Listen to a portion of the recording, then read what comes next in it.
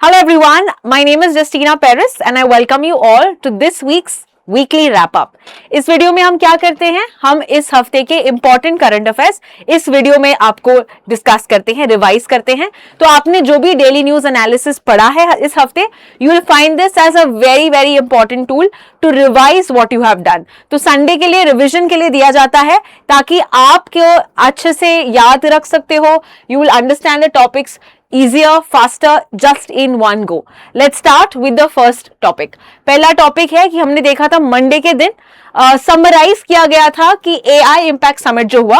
So quickly revise करते हैं क्या क्या हुई है। 85 कंट्रीज प्लस 3 इंटरनेशनल बॉडीज, इन्होंने साइन किया है द न्यू दिल्ली डिक्लेरेशन। ठीक है, तो न्यू दिल्ली डिक्लेरेशन की अगर हम बात करें, याद रखना कि it is mainly a voluntary and a non binding agreement. ठीक है, नॉन बाइंडिंग है, यानी कंट्री अपने आप से वो अग्री करते हैं कि अगर उनको लॉस बनाना है। याद रखना प्रिंसिपल जो है इसका इज सर्वजन हितया सर्वजन सुखया। तो आपको यहाँ पे मेजर एस्पेक्ट्स या मेजर चीजें याद रखनी है with regard to the summit. Okay, now यहाँ पे let us quickly move to the next topic. अगला टॉपिक हम देखते हैं। Okay, with regard to the same topic we see that outcomes of the summit क्या थे। तो यहाँ पे कुछ नंबर्स याद रखने हैं आपको कि 250 बिलियन का ओवरऑल इन्वेस्टमेंट हुआ एंड 20 बिलियन प्लेज किया कि हम डीप टेक यानी कि अपकमिंग टेक्नोलॉजीज में यहाँ पे फोकस करेंगे। हमने साइन भी किया है पैक्स सिलिका, ये अग्रीमेंट जो यूएस लेड आया था 2025 में for AI, semiconductor and critical minerals. फिर हमने देखा कि कौन से प्राइवेट एंटिटीज ने कॉपरेशन किया। So we have Reliance industry जो 10 लाख करोड़ कमिटमेंट दिया है, Adani group, we have Google, we have OpenAI and Tata group साथ में मिलके हैं for 100 megawatt data centres, Anthropic, Infosys and Yotta data services. Okay, with regard to infrastructure expansion. फिर इस एक डिक्लेरेशन के 3 इंपॉर्टेंट थीम्स हैं। एक है डेमोक्रेटाइजिंग AI, ताकि AI के बेनिफिट सबको मिले। ठीक है, not just only a few players. इसके लिए ग्लोबल AI इम्पैक्ट कॉमन्स ऐसे एक टूल बनाया है, एक प्लेटफॉर्म बनाया है ताकि we are able to showcase the AI cases. Okay, तो बाकी so that other countries also learn from with regard to AI के examples, AI के tools, इससे वो लाभ उठाएं. So that is the AI impact commons. The second theme that we have is AI safety trust, ताकि हम AI को ensure करे जो भी AI टेक्नोलॉजी आ रही है that should be secure, that should be ensuring that it has certain safeguards, policies होने चाहिए, laws होने चाहिए in place. And the third is upskilling, यानी कि workforce AI should be in such a way that it is allowing for more employment, ना कि वो jobs खा रहा है. So that is a third important theme. Now let's proceed to the next article. अगला article है प्रहार। प्रहार क्या है, लेट्स अंडरस्टैंड। प्रहार जो है इंडिया का पहला काउंटर टेररिज्म स्ट्रैटेजी है। ठीक है, काउंटर टेररिज्म स्ट्रैटेजी है। It was unveiled by which ministry? It was unveiled by ministry of home affairs. तो आपको यहाँ पे याद रखना है कि कौन सी मिनिस्ट्री ने किया है। now what is this talking about? It's talking about zero tolerance against terrorism and ये aim करता है to deny terrorist financiers and supporters ताकि फंड्स ना मिले, वेपन्स ना हासिल हो एंड उनको जगह ना मिले for safe with regard to regions to protect them, है ना। तो सेफ हेवन्स उनको नहीं मिलना चाहिए ऐसे आतंकवादी को। तो कोर प्रिंसिपल है with regard to intelligence led prevention, whole of security approach. ऐसे करके 7 सच चीजें हैं, 7 पिलर्स हैं ऑफ AI, ये प्रहार पॉलिसी। तो एक बार देखते हैं व्हाट इज द पॉलिसी, प्रहार पॉलिसी के 7 की पिलर्स। तो आप यहाँ पे इमेज में देख सकते हैं। पहला है इंटेलिजेंस लेड प्रिवेंशन, दूसरा है स्विफ्ट रिस्पॉन्स, तीसरा है कैपेसिटी एग्रीगेशन, फोर्थ है human rights and rule of law, fifth है डी रेडिकलाइजेशन एंगेजमेंट, सिक्स्थ है इंटरनेशनल कोऑपरेशन, सेवेंथ है recovery resilience. You need to remember the 7 pillars. ठीक है, 7 पिलर्स, सभी 7 पिलर्स याद रखने हैं जो हमने आज इस हफ्ते किए थे करंट अफेयर्स में। इसके अलावा 3 थ्रेट्स की बात हुई है। एक है आपका main threat that is the main domain threats, जैसे water, land, air, cyber security. दूसरा थ्रेट है क्रॉस बॉर्डर, जैसे पाकिस्तान की तरफ से आ रहा है, या मान लो कि हम ईस्ट साइड से बात करें। सेकेंड, तीसरा वाला है जो ग्लोबल नेटवर्क है, जैसे कि आइसिस है, अल कायदा है। तो इनकी 3 इंपॉर्टेंट थ्रेट्स की बात हो रही है। एक है डोमेन, कौन से डोमेन से आ रहा है, दूसरा है with regard to the cross border, and तीसरे की बात करें then we talk about the global terrorist groups, okay, जैसे अल कायदा एंड आइसिस। हमने बात की है अलग अलग चैलेंजेस क्या है। So we have the evolving nature of terrorism. तो अभी बस ऑन ग्राउंड नहीं है, यहाँ पे वो साइबर अटैक्स करते हैं, ये बायोलॉजिकल मटेरियल्स यूज करते हैं, केमिकल मटेरियल्स यूज करते हैं। सो अगेन द थ्रेट जो है ये एक्सपैंड हो रहा है, दैट इज वाई ये पॉलिसी रिक्वायर्ड है, और हमारी 8 पेज पॉलिसी है, याद रखना। वैसे दूसरे कंट्रीज की बात करें, यूएस और यूके, जिनका थोड़ा लंबे बुक्स हैं, जैसे 30 पेजेस हैं, 40 पेजेस हैं, लेकिन इंडिया का सिंपल है, 8 पेज पॉलिसी है ये, ठीक है ना। कुछ नया कमिटी या नया इंस्टीट्यूशन या नया रूल नहीं लाया है, ये याद रखना है आपको। There has been no new institution that has been create. जो भी हमारे अभी भी एग्जिस्टिंग इंस्टीट्यूशंस है उसको बस ज्यादा एम्पावर किया है, but no new institutions have been disclosed in the Prahaar policy. इसके अलावा आपको याद रखना है कि कोई भी रिलीजन प्रोफाइलिंग नहीं की है। So the M S terrorism को जो उन्होंने लिंक किया है नॉट ऑन रिलीजन बेसिस के कि वो रिलीजन है तो ये थ्रेट है, no, it is based on socio economic challenges, okay, या सोशो इकोनॉमिक एस्पेक्ट्स पे यहाँ पे बातचीत की है। Let's proceed to the next article.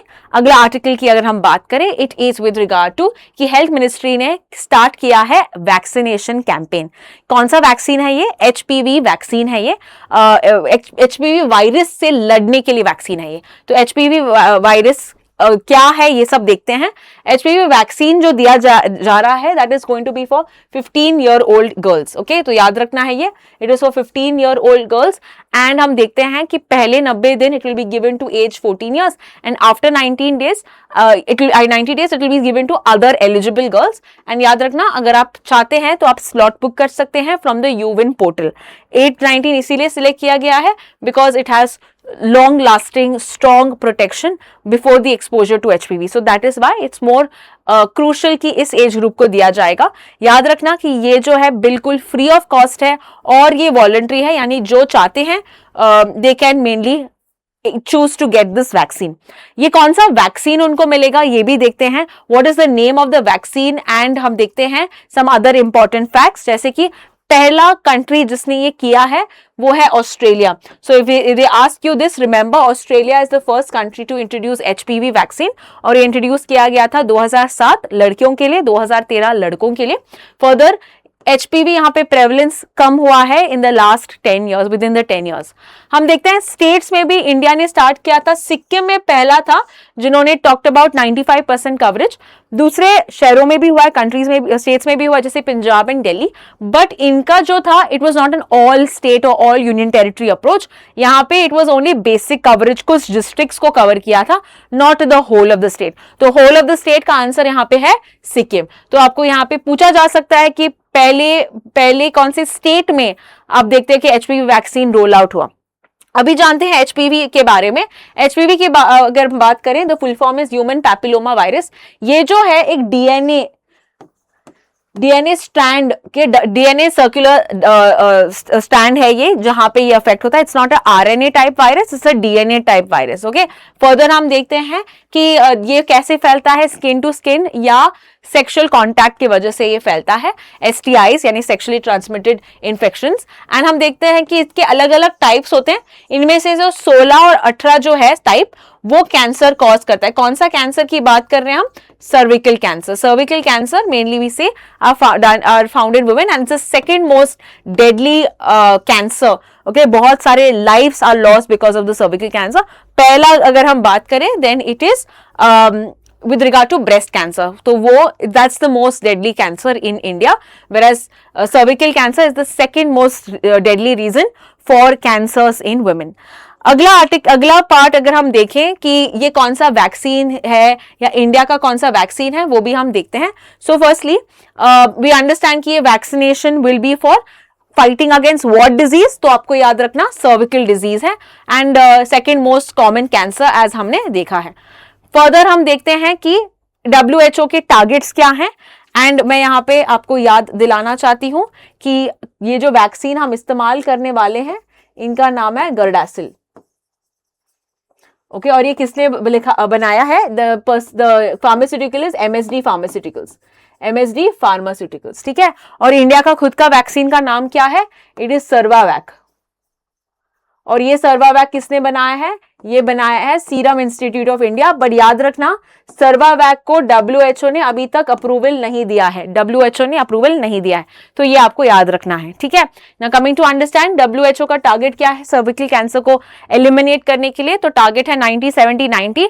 90 is with regard to, हम चाहते हैं कि सबसे ज्यादा वैक्सीनेशन हो, तो 90% एटलीस्ट कवरेज होना चाहिए। 70% जो है स्क्रीनिंग हो कि किनको ये कैंसर है, स्क्रीनिंग होना चाहिए, एंड स्क्रीनिंग के बाद ट्रीटमेंट होना चाहिए। तो 90% जो भी स्क्रीनिंग हुए हैं अभी तक उनको ट्रीटमेंट आप उनको मिलना चाहिए। सो 90 70 90, ठीक है। और ये कब तक टारगेट है? Target is to eliminate cancer, cervical cancer by 2030। ओके, तो ये इनकी स्ट्रैटेजी है, तो ये आपको याद रखना है। याद रखना ये सिंगल डोज है, यानी एक डोज काफी है, you don't need to take multiple doses against this. And ये रेकमेंड किया है बाय द WHO सेज, जो है world health organisation strategic advisory group of experts, ठीक है, और इम्यूनाइजेशन। सो यहाँ पे हम देखते हैं कि what is the general facts about this vaccine, about the campaign, and यहाँ पे एज आई सेड कौन सा वैक्सीन और सब यूज होगा, कौन से अप्रूवल मिला है। याद रखना ये वैक्सीन हमको कौन प्रोवाइड कर रहा है? तो ये प्रोवाइड कर रहा है Gavi. Gavi is the vaccine alliance जो अंडर डेवलपिंग कंट्रीज को यहाँ पे वैक्सीन प्रोवाइड करता है, ठीक है। Proceeding to the next article, vaccine से ही रिलेटेड है कि एक नया वैक्सीन हमने लॉन्च किया है। The name of the vaccine is TD vaccine. तो TD वैक्सीन क्या है? It is for which diseases? तो याद रखना है टेटनस एंड अडल्ट डिप्थेरिया, ये दो डिजीजेस को टारगेट करने के लिए, ठीक है। ये लॉन्च किया गया था CRI यानी सेंट्रल रिसर्च इंस्टीट्यूट, जो कसौली हिमाचल प्रदेश है। और ये जो वैक्सीन है ये सप्लाई किया जाएगा by the universal immunisation programme. इन यूनिवर्सल इम्यूनाइजेशन प्रोग्राम के बारे में थोड़ा जान लेते हैं। ये आया था 1985 में, ये लॉन्च किया गया था फॉर टारगेटिंग 12 डिजीजेस, 12 डिजीजेस को टारगेट करने के लिए। एंड याद रखना कितने वैक्सीन इसमें है? इसमें वैक्सीन है 11 वैक्सीन, ओके, फॉर 12 डिजीजेस। किन को ये वैक्सीन दिया जाएगा? ओके, चिल्ड्रन को दिया जाएगा, एंड फॉर प्रेग्नेंट वुमेन, किनको? बच्चों को, और फॉर प्रेग्नेंट महिलाओं को। एंड कौन से यहाँ पे डिजीजेस को टारगेट किया जाएगा, एंड कौन से वैक्सीनेशन दिए जाएंगे, याद रखना है। So we have BCG, OPV, pentavalent rotavirus, measles, rubella. तो ये वैक्सीन हो गए। और आपके कौन से डिजीजेस कवर होते हैं?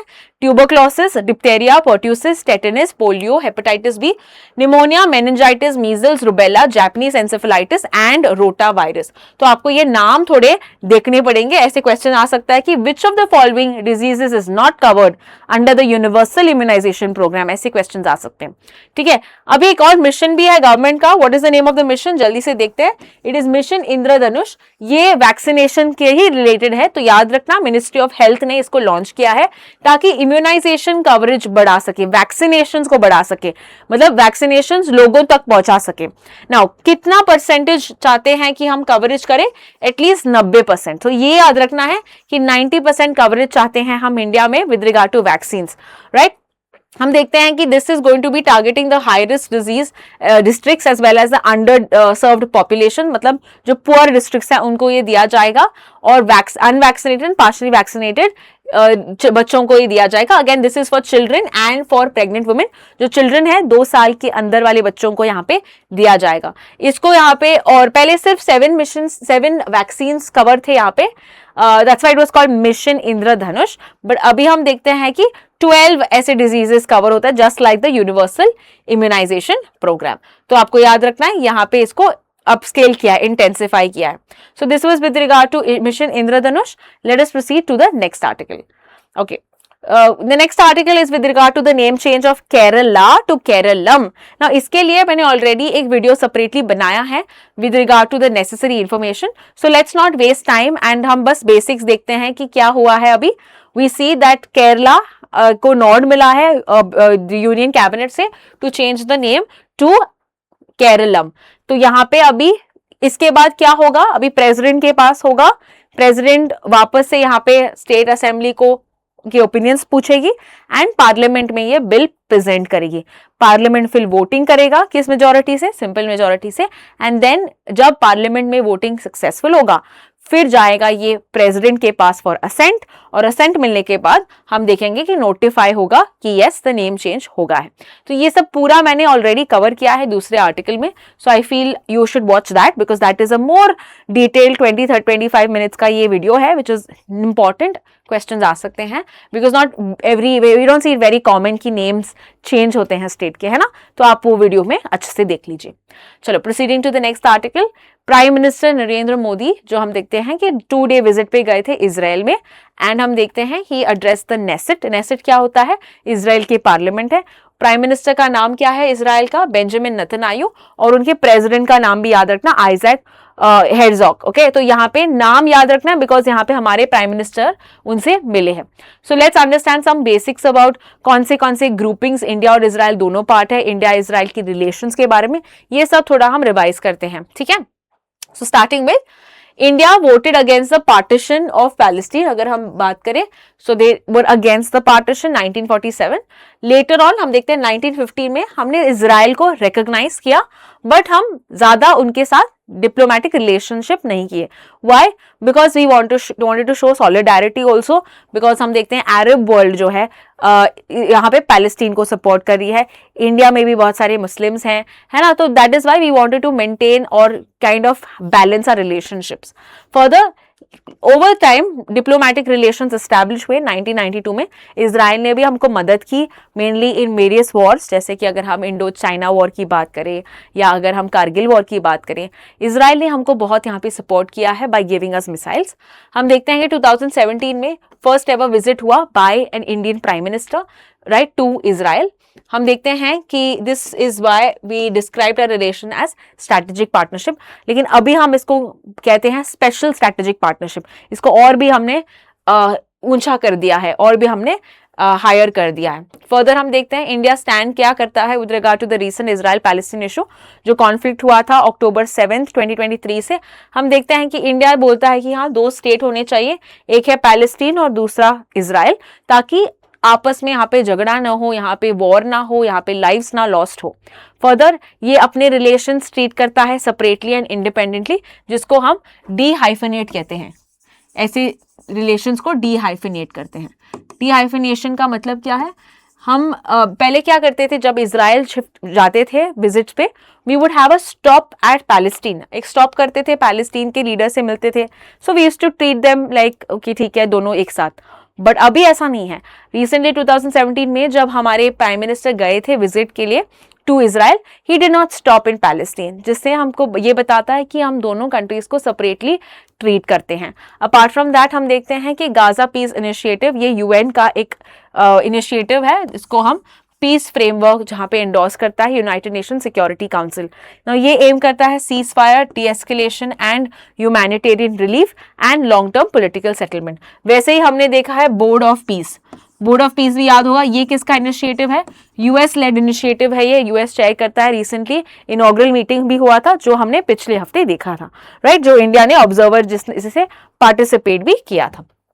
Now we will see जो common groupings that are there between India and between Israel. ठीक है, तो कौन से ग्रुपिंग्स हैं ये थोड़ा हम देखते हैं। इसमें 2 इंपॉर्टेंट ग्रुपिंग्स ही हैं, तो जल्दी से एक बार रिवाइज करेंगे। स्टार्टिंग विथ हम देखते हैं India middle east economic corridor. तो ये G20 के टाइम पे जब इंडिया में G20 का समिट हुआ था 2023 में, तभी ये साइन हुआ था विद रिगार्ड टू आईमेक, जहाँ पे ये कनेक्ट कर रहा है multi modal transport, multi modal infrastructure है ये between India, middle east and हम देखें यूरोप।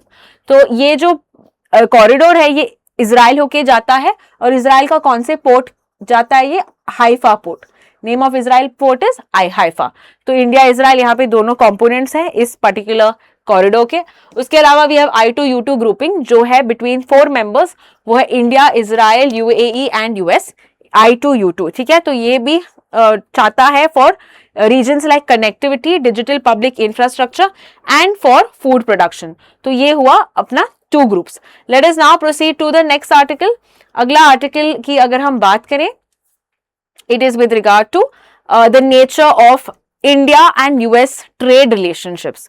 ठीक है, तो हम देखते हैं कि what is the major framework of trade in the world. तो मेजर पहले अग्रीमेंट की बात करें तो वो है general agreement on trade and tariffs. ये हुआ था establish in the year 1947 world war 2 के बाद, लेकिन आया था फोर्स 1948 में। नाउ यहाँ पे it means aims to do trade और empower, you can say give a push to trade only for goods। ठीक है, ये सिर्फ गुड्स के लिए, ये याद रखना है आपको। और ये टेम्परेरी सा अग्रीमेंट है बिकॉज उनको लगा कि बाद में एक ऑर्गेनाइजेशन स्टार्ट होगा, इंटरनेशनल ट्रेड ऑर्गेनाइजेशन, जो in fact never actually came into place. आया लेकिन WTO आया, और वो भी कब आया? 1995 में, जिसके बारे में हम थोड़े टाइम में देखेंगे। So we see that the aim of the GATT was to increase trade overall, specially world war 2 के बाद they wanted trade, global economy वापस से खड़े उतरे and become strong. So the aim was to ensure कि tariffs और सब कम हो, प्रोटेक्शनिज्म जो है ये प्रिवेंट हो, एंड इंटरनेशनल कोऑपरेशन प्रमोट किया जाए। तो इसीलिए ये आया। The principal that GATT gives is about MFN, most favoured nation. इसका मतलब क्या है? मोस्ट फेवर्ड नेशन का ये मतलब है कि जिस कंट्री के साथ कोई हम अच्छे से बर्ताव कर रहे हैं, उसको कम टैक्सेस दे रहे हैं, वही हम दूसरे कंट्रीज के भी करेंगे। So what you are, if a country gives lower tariffs to one member, यही वो दूसरे कंट्रीज के साथ भी करना चाहिए, ऐसा ही व्यवहार दूसरे कंट्रीज के साथ भी करना चाहिए। So that is with regard to the most favoured nation. अभी हम देखते हैं वर्ल्ड ट्रेड ऑर्गेनाइजेशन के बारे में, जो आया था इन दिस ईयर 1995। ये एमर्ज हुआ था फ्रॉम द यूरुग्वे राउंड्स। इसका हेडक्वार्टर्स है जिनेवा और स्विट्जरलैंड में। ये एक स्ट्रॉन्ग डिस्प्यूट सेटलमेंट बॉडी है where we talk about one country one vote principle. हम देखते हैं इनके ऑब्जेक्टिव्स क्या है। इसके ऑब्जेक्टिव्स हैं to promote rule based international trade, to secure smooth, predictable and large trade flows and to provide a platform for trade negotiations। ठीक है, now ये हुआ हमारे, अभी तक हमारे पास कौन से इंस्ट्रूमेंट्स हैं या ऑर्गेनाइजेशंस हैं ट्रेड को देखने के लिए। Now we will see is there an exception to this? तो एक्सेप्शन है yes, प्रेफरेंशियल ट्रेड अग्रीमेंट्स जैसे कि FTAs and custom unions. Free trade agreements के साथ आप किसी कंट्री के साथ ऐसे रिलेशंस मेंटेन कर सकते हैं ताकि आप उनको कम टैरिफ्स करें, इन एक्सचेंज ऑफ कोर्स आपके लिए भी वो उन्होंने कम टैरिफ्स किया है। जैसे हमने रिसेंटली इंडिया EU के साथ देखा था, जैसे इंडिया और EU में इंडिया ने टैरिफ्स कम किए थे for 99% of goods, similarly was done by EU। तो ये जो कर रहे हैं, हमने MFN के खिलाफ ये काम किया है, राइट? बिकॉज MFN कहता है कि सबको सेम ट्रीट करो, but this is to do what? यहाँ पे WTO ने कहा ठीक है तुम ये कर सकते हो, GATT ने भी कहा है कि तुम ये कर सकते हो बिकॉज ऑफ आर्टिकल 24। तो आर्टिकल 24 एक एक्सेप्शन रूल है कि ठीक है, अगर तुम किसी कंट्री के साथ अपने रिलेशंस और भी मजबूत करना चाहते हो तो तुम यहाँ पे उनके साथ एक अग्रीमेंट साइन करते हो। सो this is what FTA is all about। तो यहाँ पे it is now covering not for one or two goods, it's for substantial amount of trade। मतलब यहाँ पे कुछ बहुत सारी चीजें होनी चाहिए, not just for one thing कि आपने यहाँ पे उनके साथ कुछ और बर्ताव किया।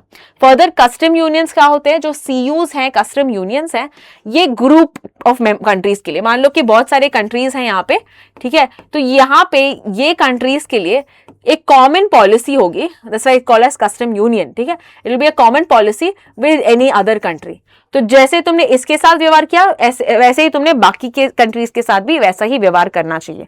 That is the custom union approach. ठीक है, तो they must have a common external trade, एक ही पॉलिसी होती है to sign with other countries. ठीक है, now this should be notified again to the WTO। और हम देखते हैं एग्जाम्पल भी दिया है, regional comprehensive economic partnership. Now this may impose additional obligations on developing countries and that is like a criticism to the preferential trade agreements. तो अभी तक हमने देखा है with regard to what are the exceptions to the rule with regard to WTO, and now we will see a new aspect, agreement on reciprocal trade। ये specifically किसने किया है स्टार्ट? ये स्टार्ट किया है डोनाल्ड ट्रंप ने। And remember ये article 24 of the GATT में नहीं लिखा है, GATT में नहीं लिखा है। ठीक है, this is not notified in the WTO। तो क्यों कर रहा है और ये क्या है? इसमें बोल रहा है कि US जो है हाई टैरिफ्स इंपोज करेगा दूसरे कंट्रीज में। ठीक है, वन साइडेड प्रोविजन है ये। एंड दूसरे कंट्रीज में ऐसा नहीं करना चाहिए, दूसरे कंट्री को इतना ही ट्रेड या टैरिफ नहीं लगाना चाहिए। सो ये वन साइडेड अप्रोच की बात करें जो डोनाल्ड ट्रंप ने स्टार्ट किया है, this is viewed as a imperial in nature, और ये मल्टीलैटरलिज्म, ट्रेड और सबको शन करेगा, कम करेगा। फर्दर डेवलपिंग कंट्रीज यहाँ पे अफेक्ट हो जाएंगे ऐसे अगर अग्रीमेंट हुआ कि वन साइडेड अप्रोच, यहाँ पे डेवलप्ड कंट्री को ज्यादा मिलेगा लेकिन developed country will be loss making. So ये इसका अग्रीमेंट का नाम क्या है? इस अग्रीमेंट का नाम हम देखते हैं इस agreement on reciprocal trade, agreement on reciprocal trade. So you need to know the name. Proceeding to the new article, again US के बारे में है। US की जो प्रेसिडेंट है, हम देखते हैं कि उन्होंने सबसे लंबा एक 108 मिनट्स का एक स्पीच दिया था। इस स्पीच को हम क्या कहते हैं, जैसे इंडिया में भी हम बोलते हैं प्रेसिडेंट्स एड्रेस होता है, वैसे ही उनके जो प्रेसिडेंट एड्रेस को कहते हैं state of the union address, state of the union address. ठीक है, तो कितने मिनट का था? As I said it was about 108 minutes, 1 hour 48 minutes का था, जो सबसे बड़ा लंबा एक टॉक था by any US president, okay, in the US history.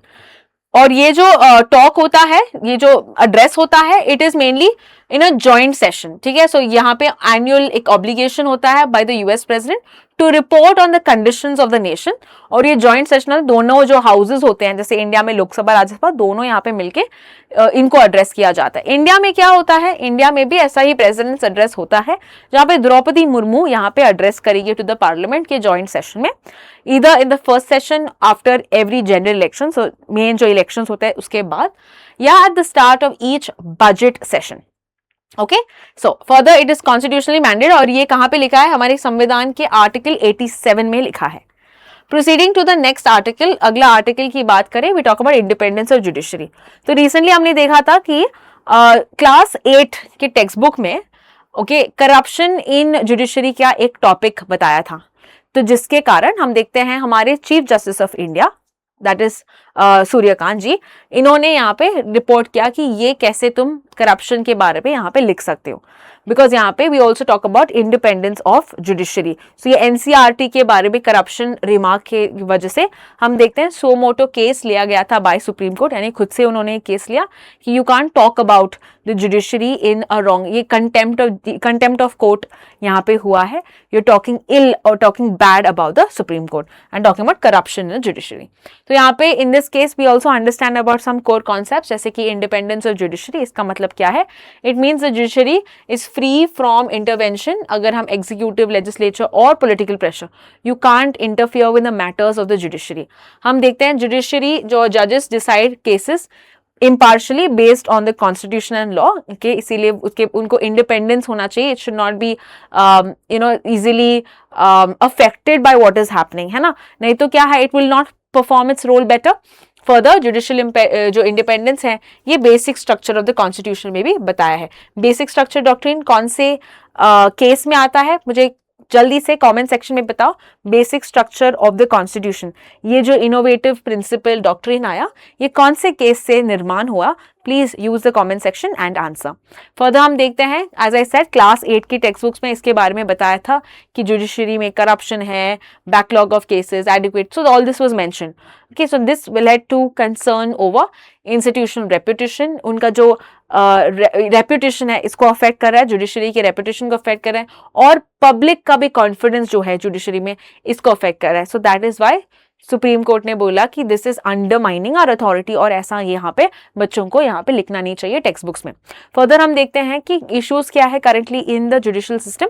तो pendency of cases, this is known, okay, कि 5 करोड़ केसेस हैं ऐसे पेंडिंग केसेस हैं। वेकेंसी ऑफ जजेस हैं, जजेस are again not there in the necessary high courts and subordinate courts, vacancies यहाँ पे लग गई हैं। Infrastructure deficit, lack of courtrooms है, डिजिटल इंफ्रास्ट्रक्चर नहीं है, स्पेशली अगर हम लोअर जुडिशरी की बात करें। फर्दर हम देखते हैं कुछ और केसेस, जैसे कि एक्सेस टू जस्टिस, जो हाई कॉस्ट होते हैं, कॉम्प्लेक्सिटी ऑफ प्रोसीजर्स, डिलेज बहुत होते हैं, लैंग्वेज बैरियर्स होते हैं कुछ रीजन्स में। फर्दर एलिगेशन ऑफ करप्शन है, जैसे हमने यशवंत सिंह वर्मा का केस देखा था पिछले साल, जहाँ पे उनके घर में 500 करोड़ 500 रुपए या 500 रुपीज के नोट्स मिले थे, बर्न्ट नोट्स, राइट, इन करोड्स. सो यहाँ पे it's talking about declining power of the supreme court, of the high court. हम देखते हैं ट्रांसपेरेंसी एंड इंडिपेंडेंस डिबेट भी यहाँ पे है कि क्या जो नेपोटिज्म जैसे बॉलीवुड में होता है वैसे ही क्या नेपोटिज्म यहाँ पे भी होता है ना, कि यहाँ पे जैसे कि आपकी family relatives are mainly more helping you to get in to the courts. तो ये केसेस या यहाँ पे भी प्रॉब्लम्स चल रही हैं. So that was the whole case that the article cover. Let's proceed to the next one.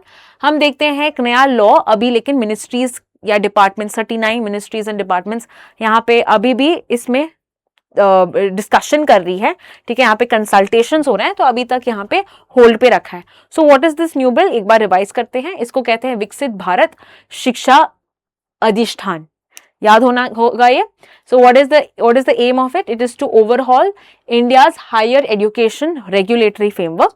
And हम देखते हैं कि ये मल्टीपल बॉडीज को यहाँ पे रिप्लेस किया जा रहा है बाय अ सिंगल बॉडी. ठीक है, अ सिंगल अम्ब्रेला कमीशन, जो 12 मेंबर्स का एक कमीशन है जिसको कहा जा रहा है क्या, एज विकसित भारत शिक्षा. Okay, so let's quickly understand this. विकसित भारत शिक्षा, या 1 मिनट, या सो इसके बारे में थोड़ा हम जान लेंगे. What exactly what is the previous case. Okay, this is we have तो 12 मेंबर कमीशन कॉल्ड एज विकसित भारत शिक्षा अधिष्ठान. तो ये 12 मेंबर का बॉडी है. तो आपको पूछ सकते हैं कितने मेंबर्स हैं, कौन से लॉज यहाँ पे रिपील किए जाएंगे, जैसे कि यूजीसी है, all India council for technical education and teachers education का जो काउंसिल है, इनको रिप्लेस किया जाएगा by a single commission called as the VBSA. Full form is required. Further हम देखते हैं 31 मेंबर बिल अभी इसको एग्जामिन कर रहे हैं, और ये जो कमिटी है कौन हेड कर रहा है, we understand it is by D Purandeswari.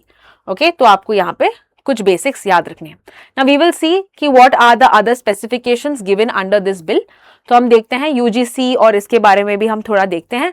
तो UGC was established under the UGC act of 1956, और इनके फंक्शंस क्या है, to coordinate among the university education, standards maintain करना, ग्रांट्स उनको डिस्पर्स करना, एज वेल एज रिकॉग्नाइज करना university. So it was a funding and a regulatory body.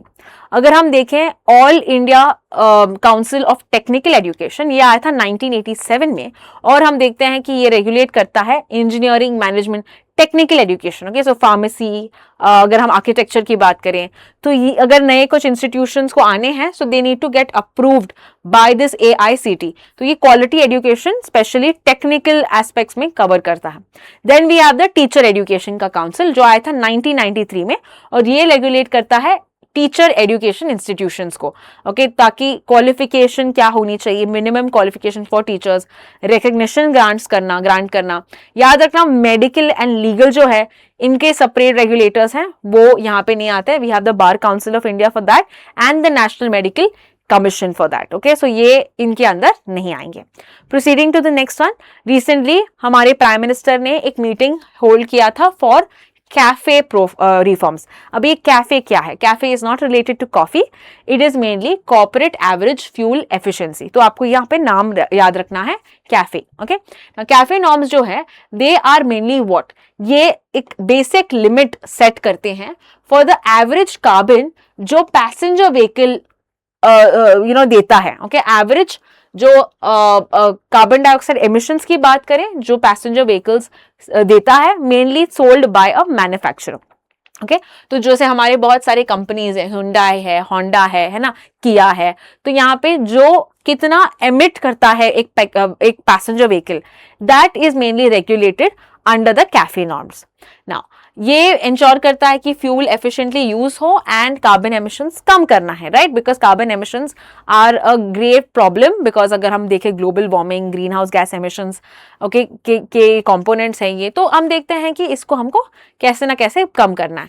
तो again we have our targets that we have set कि हमको carbon reduce करना है in the atmosphere, we need certain climate commitments भी है Paris agreement के तहत। तो हम देखते हैं कि हमको बहुत सारे यहाँ पे ये करना है, बहुत सारे यहाँ पे टारगेट्स अचीव करने हैं। So that is why we have to align it with the global standard. तो इसे ये इम्प्लीमेंट किया जा रहा है under the energy conservation act of 2001।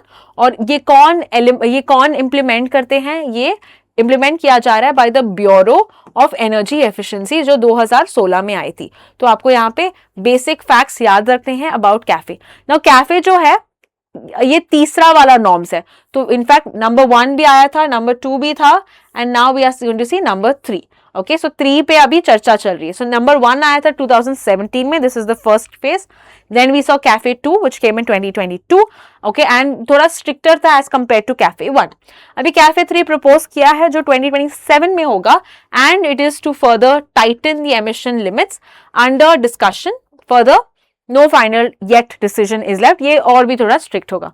तो ड्राफ्ट की बात करें, earlier it was 3 gram carbon dioxide पर केजी वेवर मिला फॉर स्मॉलर कार्स, एंड हम देखते हैं कि रिवाइज ड्राफ्ट में ये वेवर भी हटाया गया। सो और भी इसको स्ट्रिक्ट बनाया। इनफैक्ट हैवी व्हीकल्स यहाँ पे stricter emission limits. Okay, smaller cars like अगर हम छोटे कार्स की बात करें, हैचबैक्स की बात करें, नॉट मच, बट अगर हम बड़े कार्स की बात करें उन पे यहाँ पे रिस्ट्रिक्शन ज्यादा है। Proceeding to the next article, Milan ये एक्सरसाइज हमने देखा था recently, that is was basically held in Visakhapatnam. एक मल्टीलैटरल एक्सरसाइज था जहाँ पे बहुत सारे कंट्रीज इंडिया में पार्टिसिपेट किए। 2 फेजेस में हुआ, एक है सी फेज और दूसरा harbour phase. Harbour phase is on ground meeting, on land meeting था, वह सी फेज में उन्होंने ऑपरेशन किया पानी में। तो ये 1995 में पहला लॉन्च हुआ, एंड हम देखते हैं बहुत सारे कंट्रीज पार्टिसिपेट किए। पहले सिर्फ 4 कंट्रीज करते थे, in fact right now we have about 74 countries that participated in this. तो ये लार्जेस्ट एडिशन है इसीलिए, and where it was held Visakhapatnam, and as I said 74-75 countries यहाँ पे पार्टिसिपेट किए। Now let's understand some more aspects कि फर्स्ट टाइम किसने participate किया। जर्मनी, फिलीपींस एंड यूएई ने पार्टिसिपेट किया। Okay, and a dedicated village भी आया है, मिलन विलेज। ये एस्टैब्लिश किया है विशाखापट्टनम टू एंश्योर और to promote cultural exchange and social interaction. ठीक है, एंड द थीम इस बार का है camaraderie, cooperation and collaboration. Proceeding to another international news, हम देखते हैं यूएस के प्रेसिडेंट ने ऑफर किया था एक naval hospital ship to Greenland, लेकिन ग्रीनलैंड ने बोला no thank you, I don't want it, we don't want it. हम अपने लोगों को हेल्थ केयर प्रोवाइड करेंगे, उनके पास एक्सेस है हेल्थ केयर के लिए, आप यहाँ पे देने की कोई जरूरत नहीं है। तो इस शिप का नाम याद रखना है आपको, दैट इज USNS मर्सी। ठीक है, मर्सी, तो हमको दया। Okay, so that is the major article about. हमको पता है कि ग्रीनलैंड जो है ये किस कंट्री का ऑटोनॉमस रीजन है, ये है डेनमार्क के अंडर। डेनमार्क जो है ओके यूरोपियन कंट्री है, and it was mainly controlling all the other policies, जैसे अगर हम डिफेंस की पॉलिसीज की बात करें या फॉरेन अफेयर्स की बात करें, तो that is looked after by Denmark. But is the internal policy with regard to health या ऐसे एजुकेशन और not, that is done by Greenland only. Greenland के प्राइम मिनिस्टर का नाम यहाँ पे लिखा गया है जेंस फ्रेडरिक नीलसन। ठीक है, तो उन्होंने एक जवाब दिया यूएस के प्रेसिडेंट को। Further let us proceed to the next article. अगला आर्टिकल की बात करें, we have the first ATMP। ठीक है, first one of its kind. ATMP यानी assembly testing marking and packaging. ये एक semiconductor facility recently prime minister Modi ने इनॉग्रेट किया था। कहाँ पे? The name of the place is Sanand, जो है गुजरात में। ठीक है, तो आप यहाँ पे देख सकते हैं, I will write it for you if it's not mention. तो यहाँ पे है सनंद, और सनंद कहाँ पे है? सनंद है गुजरात में। और ये कौन सी कंपनी यहाँ पे बना रही है? The company is micron technology, जो यूएस बेस्ड है, और यहाँ पे चेयरमैन है यहाँ पे संजय मल्होत्रा।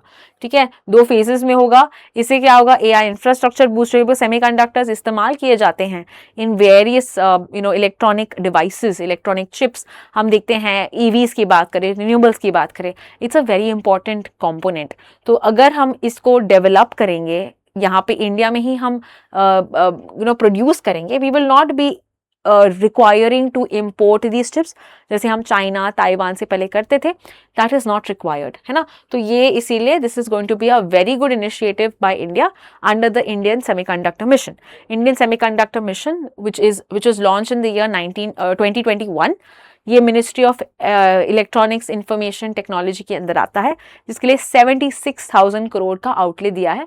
और इसका यही मकसद है कि it wants to be a global super power in the semiconductor industry by ensuring facility setup ho, packaging unit setup ho, with regard to chip design startups create हो।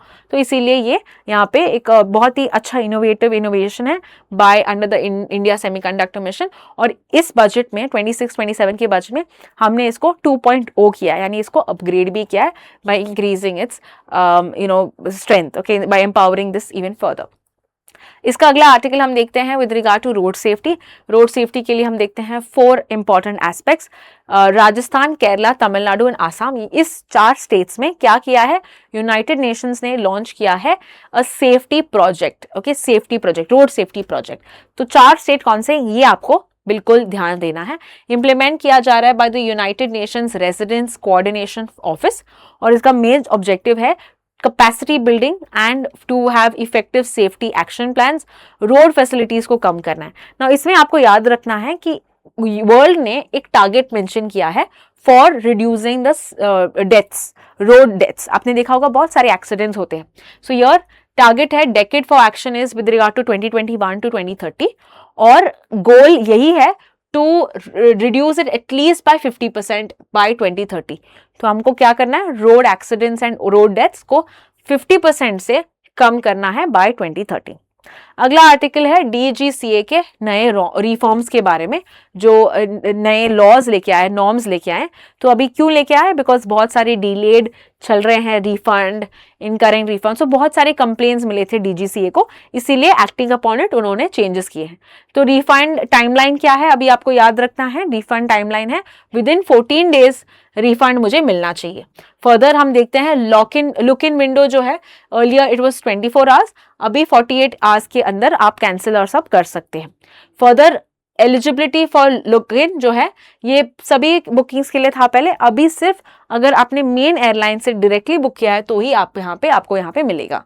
Name correction, again this was done for all bookings, but यहाँ पे only अगर आपने directly spice jet या Indigo के website से किया तो ही आपको नेम करेक्शन आप कर सकते हो। फर्दर आप अगर कैंसिल करना चाहते हो, राइट, आपके flight because of a certain medical emergency with your self और विद योर फैमिली मेंबर्स, तो आप यहाँ पे अप्लाई कर सकते हो, और आपको मेडिकल इमरजेंसी क्लॉज के तहत you are also allowed to withdraw your flight. तो यहाँ पे ऐसे अच्छे अच्छे नॉर्म्स DGCA लेके आए हैं। DGCA जो है, इनके बारे में थोड़ा हम जान लेते हैं। ये बना था और it works under the ministry of civil aviation. It was formed in 1978, replacing the directorate of civil aviation. इसका हेडक्वार्टर्स न्यू दिल्ली में। इनका मेन काम है सिविल एविएशन या सिविल एविएशन इन इंडिया को यहाँ पे ओवरसी करना, रेगुलेट करना, उनके refunds and all of that conduct करना, सुपरवाइज करना, विद रिगार्ड टू लाइसेंसेस देना या ऑडिट्स चेक करना या पैसेंजर राइट्स को यहाँ पे चेक करना, ये इनका मेजर काम है। अगला आर्टिकल हम देखते हैं with regard to violence in Mexico. तो यहाँ पे हम देखते हैं कि El Mencho he was recently killed, okay, by an exercise by the country. हम देखते हैं कि नेमेसियो, उनका पूरा नाम है नेमेसियो ओसिग्वारा सर्वेंटिस, और ये है long time leader and founder of the group called as CJNG, जो है जलिस्को न्यू जनरेशन कार्टेल। ठीक है, तो यहाँ पे because of the death, because they took down this leader, बहुत वायलेंस स्प्रेड हुआ मेक्सिको में। ठीक है, now what is this group, जो जिनके लीडर हैं वो, it is an very strong group. अगर हम बात करें 2009 में ये बना because of the break through. एक मेजर कार्टेल है जिसको सिनालोआ कार्टेल कहते हैं। सिनालोआ कार्टेल ब्रेक होके it emerged as a powerful group in 2009। हम देखते हैं ये बहुत ही वायलेंट ड्रग ट्रैफिकिंग ऑर्गेनाइजेशन है जो ड्रग्स देते हैं दूसरे कंट्रीज के लिए। फर्दर द कार्टेल भी जो है, it was called as a terrorist organisation, foreign terrorist organisation by US। Okay, तो अभी प्रेसिडेंट, अगर हम मेक्सिको की बात करें, the first women president of Mexico Claudia Sheinbaum, ये राज कर रही है, रूल कर रही है, and she has launch one of the most aggressive anti cartel offences, because इनको प्रेशर भी आया है फ्रॉम यूएस ने भी बोला है कि हम आप पे टैरिफ लगाएंगे if you are not, because India US में बहुत सारे यहाँ पे ड्रग के केसेस, ड्रग डेथ्स हो रही हैं, तो इसीलिए यहाँ पे केस यहाँ पे लिया है। अगला आर्टिकल है भवंतर योजना। दे कैन आस्क यू ये कौन से कंट्री का है, कौन से स्टेट का है। भवंतर योजना is mainly by Madhya Pradesh. तो स्टेट लेवल इश्यूज बहुत सारे एलेट में आते हैं, तो ये आपको याद रखना है। ये क्या करता है, ये कॉम्पेंसेट करता है फार्मर्स को जब मार्केट प्राइसेस जो है गिर जाते हैं below MSP, below the government declared MSP, तो सपोर्ट करते हैं, एडिशनल सपोर्ट स्टेट गवर्नमेंट्स करती है अपने फार्मर्स के लिए। फार्मर्स रिसीव द डिफरेंस, जो भी एक्चुअल मार्केट प्राइस है एमएसपी के जो भी डिफरेंस है ये इनको दिया जाता है, and it is a price deficiency payment model.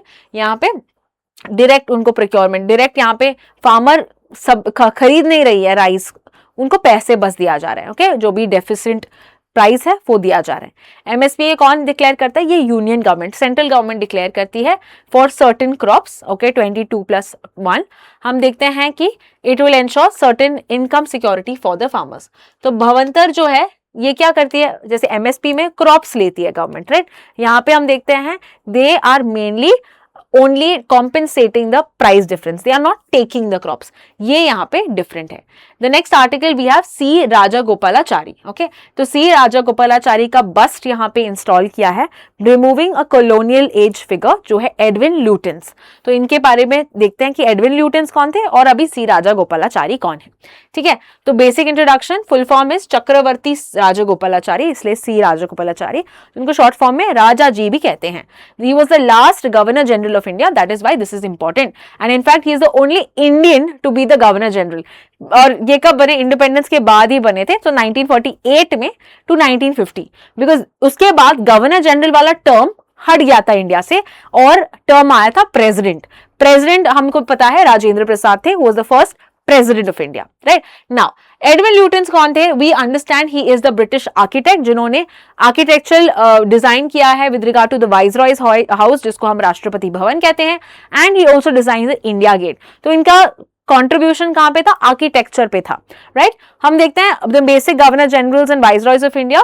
तो गवर्नर जनरल 1973 से 1858 में आया, पर ये पोस्ट चेंज होता है रेवोल्यूशन, वो रिवोल्ट ऑफ 1857 के बाद, जहां पे टर्म आता है वाइसरॉय। हम देखते हैं कि the post was created under the 1773, ये जो गवर्नर जनरल वाला जो पोस्ट है, he is the head of the British east India company, और द फर्स्ट गवर्नर जनरल थे वॉरेन हेस्टिंग्स, और गवर्नर जनरल ऑफ इंडिया जो है इट वॉज क्रिएटेड अंडर 1833। तो गवर्नर जनरल ऑफ बंगाल आया, फिर गवर्नर जनरल ऑफ इंडिया आया। Okay, so यहाँ पे आपको बस कुछ टर्म्स याद रखने हैं। Further we also will see viceroy कब आया। वाइसरॉय का जो टर्म है इट वॉज क्रिएटेड इन 1958। हम देखते हैं it was representing the British crown, as I said.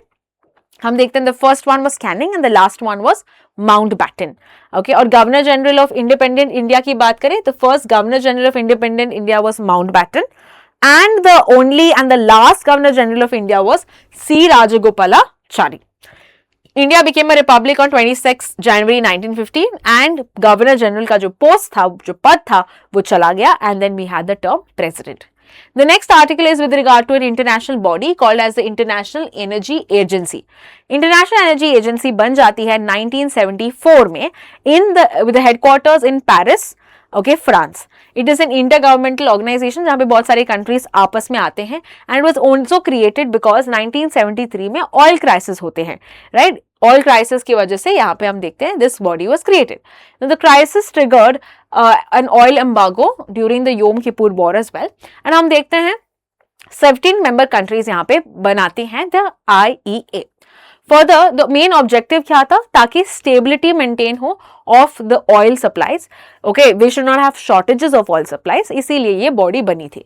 So they are basically reducing the dependence on imported oil and create an emergency response mechanism. Now India क्या इस group का member है? ये देखते हैं। तो इंडिया जो है it is not a full member, okay, याद रखना, it is an associate member. So हम देखते हैं कि फुल मेंबर जो है सिर्फ OECD यानी organisation of economic cooperation and development, यानी 33 मेंबर्स ही हैं इस ग्रुप के। फर्दर नॉन ओईसी मेंबर्स को हम एसोसिएट मेंबर्स कहते हैं, और currently there are 13 associate members. India is also an associate member, लेकिन इंडिया फुल मेंबर बनना चाहती है। Now why does India want to be a full member?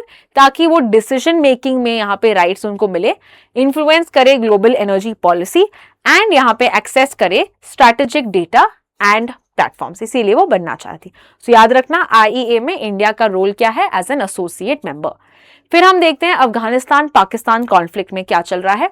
तो we know that there have been recent clashes between Afghanistan and Pakistan. Why, what is the reason? Let's understand. पहले history से बात करते हैं। So history की बात करें दैट वी सी 1947 में ही the relations were not good. Afghanistan was the only country to oppose Pakistan's entry to UN। तो ये भी आपको एक इंपॉर्टेंट पॉइंट याद रखना है। अफगानिस्तान की बात करें 1973 में उनका जो मेन किंग थे, किंग जाकिर शाह, ये डिफीट हो जाते हैं and it leads to end of monarchy. हम देखते हैं 79 से 89 तक यूएसएसआर इंटरवीन करता है, सोवियत यूनियन इंटरवीन करता है, एंड पाकिस्तान यहाँ पे सपोर्ट करता है अफगानिस्तान को for its resistance to USSR. हम देखते हैं 1996 में तालिबान कैप्चर करता है, ये पावर में आता है काबुल में, एंड तालिबान किसके सपोर्ट से आ जाता है? पाकिस्तान के सपोर्ट में आ जाता है। ओके, एंड हम देखते हैं 2001 में यूएस इन्वेंशन होता है, स्पेशली 9/11 अटैक्स के बाद they came and they ousted Taliban from the rule. लेकिन तालिबान वापस से पावर में आती है 2021 में। तो Taliban is now an independent sovereign authority, and यहाँ पे वो पाकिस्तान को अपना लीडर और सब नहीं मानती। तालिबान को सपोर्ट किया होगा पहले, पर अभी वो नहीं कहती है कि इट्स लाइक अ लीडर और we have to follow. So it refuses to act as Pakistan client partner, कि हम आपसे मैं अपने बेनिफिट के लिए देखूंगा, मैं आपको नहीं सुनूंगा। That is what is Taliban stand. So assert करता है अफगान ऑटोनॉमी में, एंड हम देखते हैं recently there have been border clashes and retaliatory air strikes. Now, what is the line between India and Pakistan, or we can say between Afghanistan and Pakistan? तो अफगानिस्तान और पाकिस्तान की line की बात करें, it is called as the Durand line. Durand line is about 2640 kilometre, जो 1893 में draw हुआ by Mortimer Durand, जो ब्रिटिश इंडिया से थे, और अफगानिस्तान से भी है अमीर अब्दुल रहमान खान। तभी ऑफकोर्स पाकिस्तान में इंडिया का पार्ट था इन 1893, है ना, तो इसीलिए ब्रिटिश इंडिया की बात कर रहे हैं हम। फर्दर ये डिवाइड किया the Pashtun tribes between British and between Afghanistan, and no Afghan government since 1973 इन्होंने फॉर्मली इस लाइन को एक्सेप्ट नहीं किया, and we see that is why frequent border clashes यहाँ पे होते रहे। नाउ कमिंग टू अंडरस्टैंड कि एक पाकिस्तान में तालिबान ग्रुप होता है जिसका नाम है तहरीक तालिबान पाकिस्तान, जो बन जाता है 2007, and they want to overthrow the Pakistani state. Okay, they want to mainly rule, they want to take off Pakistan, जैसे अफगानिस्तान में वैसे किया है तालिबान ने, तो यहाँ पे ये पाकिस्तान को यहाँ पे लेना चाहते हैं पावर में। So they want Islamic caliphate in Pakistan tribal region, और यहाँ पे इसीलिए बहुत सारे मेजर अटैक्स किए। And recently you must have heard of the 2014 Peshawar school massacre, जहाँ पे 132 children were killed, very sad, linked with Afghanistan. So they have links with Afghan Taliban also, ठीक है। So even though they are organisationally separate, उनकी ideologies दोनों की same है। Okay, तो पाकिस्तान यहाँ पे तालिबान को एलिमिनेट करना चाहता है। कौन से तालिबान को? टीटीपी को, बिकॉज वो उनके पावर को खतरा है, right. But Taliban is reluctant to act, कि मतलब जो अफगानिस्तान का तालिबान है वो यहाँ पे बोलता है कि ये हमारे क्लाइंट थोड़ी हो तुम, है ना, कि ये हमारा काम नहीं है, वो तुम्हारा देख लो, ठीक है। So that is what there have been recent fight with. So Pakistan को इंडिया से भी नहीं लगती, पाकिस्तान को अफगानिस्तान से भी नहीं लगती। हम देखते हैं पाकिस्तान का भी फियर है टू फ्रंट स्क्वीज, बिकॉज हम देखें इंडिया से भी यहाँ पे उनको फाइट मिल रहा है Afghanistan. So it is sandwich between two countries who don't like it. Further हम देखते हैं historically sort structural depth via friendly Kabul regime, पहले उनके रिलेशंस बहुत अच्छे थे, बट अभी जो तालिबान है, करंट तालिबान और इंडिया के रिलेशंस इनफैक्ट बढ़ रहे हैं। सो we have Amir Muttaqi who had come to India, उनके जो फॉरेन मिनिस्टर थे। सो इंडिया एंड तालिबान के relations however are growing better. तो Pakistan claims Taliban is acting as a proxy for India, and यहाँ पे वो लगता है कि पाकिस्तान इंडिया तालिबान और इंडिया मिलके पाकिस्तान को यहाँ पे अटैक करेंगे. So that is what the fear of Pakistan is. Proceeding to the next article which is GDP, gross domestic product. यहाँ पे नए सीरीज यहाँ पे ऐड हुए, तो जल्दी से कुछ इन्फॉर्मेशन देखते हैं. First national income estimate, okay, to understand कि कितना कमा रहा है कंट्री. तो पहला यहाँ पे प्रिपेयर किया गया था 1949 और ये किया गया था by the national income committee, जो चेयर किया बाय द पीसी मेलानोबिस, जिनको हम फादर ऑफ इंडियन स्टैटिस्टिक्स कहते हैं. ना अर्लियर जो बेस ईयर था ये रिवाइज किया जाता था एवरी 5 years टू अंडरस्टैंड कि कितना से बढ़ गया है, कितना से बढ़ गया है, right. So that is how we measure something ना, कि कितने प्रतिशत से बढ़ गया है. बट हम देखते थे कि न्यू सीरीज जो किया गया है, किसने इसको हेड किया है, ministry of statistics programme implementation की एक एडवाइजरी कमिटी बनाई थी उन्होंने, जिसको चेयर किया बाय द BN गोल्डर, ठीक है. एंड इन्होंने रिलीज किया था एक रिपोर्ट. इन्होंने अभी ये बेस ईयर चेंज किया है. It's the 8th revision of the base year. तो अर्लियर जो रिविजन जो था वो 2015 में हुआ था and the base year shifted from 2011-12. उसके बाद हम देखते हैं अभी का जो बेस ईयर है टू कैलकुलेट द जीडीपी, यहाँ पे बेस ईयर दिया है 22-23, ठीक है. तो this you have to remember, और ये इंश्योर करता है कि current economic status. Now why the shift from 11-12 to 22-23? It is because हम देखते हैं ये बहुत रीसेंट है to track our progress. Secondly, Covid के वजह से हमने ये ईयर्स यूज नहीं किए because of course distorted years थे due to the pandemic, growth कम थी. So we can't compare with something that is हुआ है. सो मोस्टली बेस ईयर्स ऐसे सिलेक्ट किए जाते हैं जहां पे कुछ मेजर चीज नहीं हुई है, ठीक है, लाइक कोई मेजर वॉर नहीं हुआ है. So they take a very standard year for the next, okay. तो यहाँ पे 55% ऑफ जीडीपी सर्विसेज कंट्रीब्यूट कर रहे हैं एंड एग्रीकल्चर कंट्रीब्यूट कर रहा है 20% से ज्यादा. Okay, proceeding to the next article. Okay, just revise करना है. जीडीपी जो है ये 22-23 हुआ है. सीपीआई का नया base year is 24 and IIP, index of industrial production, industries के प्रोडक्शन के लिए बेस ईयर क्या है 22-23. तो ये इंश्योर करता है ग्लोबल स्टैंडर्ड्स से अलाइन करना विद यूएन प्रैक्टिसेस. और हम देखते हैं it is also for economic changes को यहाँ पे क्रिएट करना या टू मेजर करना. नाउ कमिंग टू अंडरस्टैंड, छोटा एक आर्टिकल है, वन लाइनर जैसा, कि Netflix has withdrawn from the bidding war to acquire Warner Bros Discovery. तो जो अभी मेजर बिड कौन कर रहा है, पैरामाउंट ग्लोबल कर रहा है. Now this is mainly consolidating the media platforms. हम देखते हैं स्ट्रीमिंग में जो जैसे कंपटीशन है उसको रिड्यूस कर रहा है. जैसे जियो हॉटस्टार आपने देखा होगा, तो जियो स्टार बन गया. So we saw with regard to how things are consolidating, reducing competition in this space. Then we have some defence news, जैसे कि हमने देखा लाइट कॉम्बैट हेलीकॉप्टर है प्रचंड. याद रखना, this is the first indigenously developed attack helicopter, जिन्होंने हमारे प्रेसिडेंट ने एक सॉर्टी किया था. वैसे रिसेंटली उन्होंने एक सबमरीन में भी सॉर्टी किया था जो हमने रिसेंटली कवर किया. Can you tell me the name of the submarine जिस हमें हमारे प्रेसिडेंट ने सबमरीन में विजिट किया था, उन्होंने एक एक्सपीडिशन किया था, तो उनका नाम क्या है उस सबमरीन का? जल्दी से मुझे कमेंट सेक्शन में बता दीजिए. यहाँ पे हेलीकॉप्टर की बात करिए, हेलीकॉप्टर सॉर्टी, जिनका नाम है प्रचंड, ठीक है. So this is high altitude warfare supporting air support, okay, defence के लिए बहुत ही इंपॉर्टेंट है. Further we have anti submarine warfare. Anti submarine मतलब सबमरीन्स को अटैक करना दूसरे कंट्रीज के. तो यहाँ पे 4th सबमरीन यहाँ पे आया है जिसका नाम है अंजदीप, ठीक है. याद रखना, ये बिल्ड किया है बाय द GRSE, जो है garden reach ship builders and engineers, जो है कोलकाता में. और ये कोस्टल एंड शैलो वाटर्स के लिए होगा to detect, track and neutralise enemy submarines. Proceeding to the next article, we have मुख्यमंत्री. ओके, तो यहाँ पे एक और आर्टिकल मिस किया हमने. मुख्यमंत्री माझी लाड़की बहन योजना, ये कौन से कंट्री स्टेट का है? ये है महाराष्ट्र का, जहां पे प्रोवाइड करता है 1500 per month financial assistance provide करता है to women as a direct benefit transfer. So this is important. कुछ महिलाओं को specially the non working unemployed, उनको ये 1500 रुपीज पर मंथ एम्प्लॉय करता है.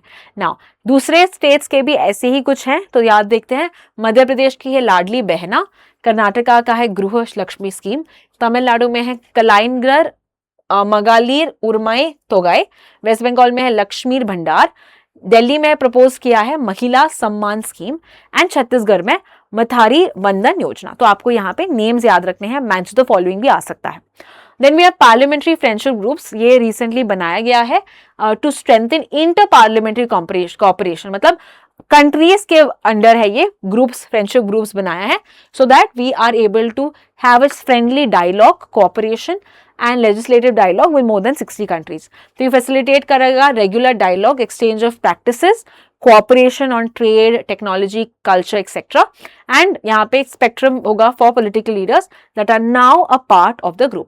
तो ये रिसेंटली वर्ल्ड वाइड यहाँ पे स्टार्ट हुआ है। Okay, proceeding to the next article, we have new prime minister. Okay, जल्दी से प्राइम मिनिस्टर के नाम याद रखते हैं क्योंकि नया प्राइम मिनिस्टर है, they can ask you, and then we will end the class with awards. Okay, तो BAFTA अवार्ड्स हैं, तो जल्दी से ये पहले देखते हैं। या So here we have the new Prime Minister of Netherlands, जिसके नाम है Rob Jetten. Okay, you need to remember he's the youngest ever Prime Minister of Netherlands, and he's the first openly gay Prime Minister in Dutch history. So that is what this makes it very very important. ठीक है, so LGBTQ rights की बात करें, so यहाँ पे हम देखते हैं कि he is the first openly gay Prime Minister of any country who is agreed to do so. That's why it's important. Apart from that, last is BAFTA news. BAFTA एक अवार्ड है, British film award है ये। तो यहाँ पे किसको best film मिला है? It's one battle after another. Director जो है इस फिल्म के पॉल थॉमस एंडरसन, इनको मिला है as best director. And outstanding British film है Hamnet. Leading actor will be Robert Aramayo for I Swear. Leading actress को मिला है Hamnet for Jessie Buckley, and कुछ यहाँ पे सपोर्टिंग एक्टर्स के लिए भी मिला है। बेस्ट चिल्ड्रंस फिल्म के लिए इंपॉर्टेंट है boom, which is by Indian directors, तो आपको यहाँ पे याद रखना है, हमको मिला है best children's and family film जिसका नाम है Boom. So this is all with regard to the recent discussion of the weekly wrap up, जहाँ पे हमने बहुत सारे इंटरेस्टिंग आर्टिकल्स पढ़े हैं। I hope you have understood everything. I will see you in the next video. Thank you so much for watching.